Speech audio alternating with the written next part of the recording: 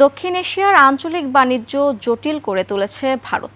দেশটির একের পর এক হঠকারী সিদ্ধান্তে আন্তঃরাষ্ট্রীয় বাণিজ্য ব্যাপকভাবে বাধাগ্রস্ত হচ্ছে।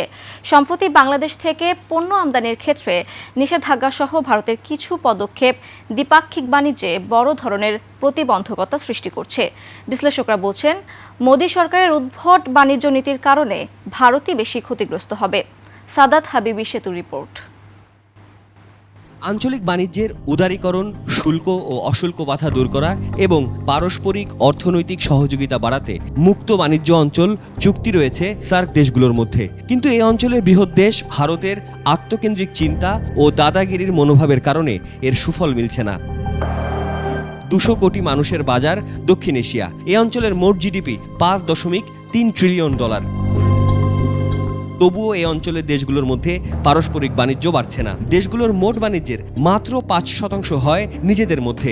এমন বাস্তবতার মধ্যেও প্রতিবেশী দেশগুলোর জন্য একের পর এক অশুল্ক বাধা তৈরি করছে ভারত।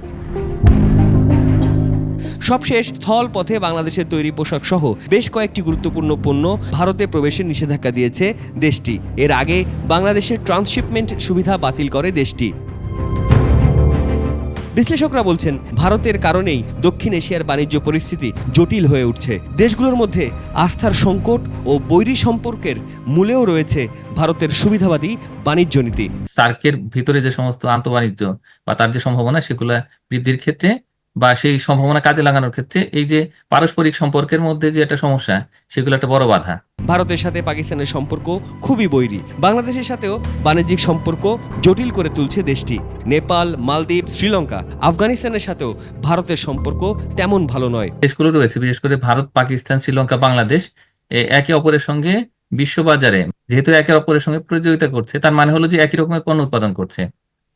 তো এই কারণেই আসলে এই দেশগুলোর মধ্যে যে বাণিজ্য সম্ভাবনা, সেটা কিন্তু অনেকটাই সীমিত। ভারতের পণ্যের অন্যতম বড় বাজার বাংলাদেশ। দেশটি বাংলাদেশে প্রায় $10 বিলিয়ন পণ্য রপ্তানি করে। বিপরীতে ভারতের বাজারে বাংলাদেশের রপ্তানি $1.5 বিলিয়ন মতো।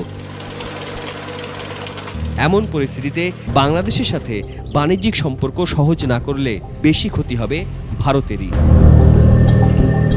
সাদাত হাবিবি সেতু, 21 টেলিভিশন, ঢাকা।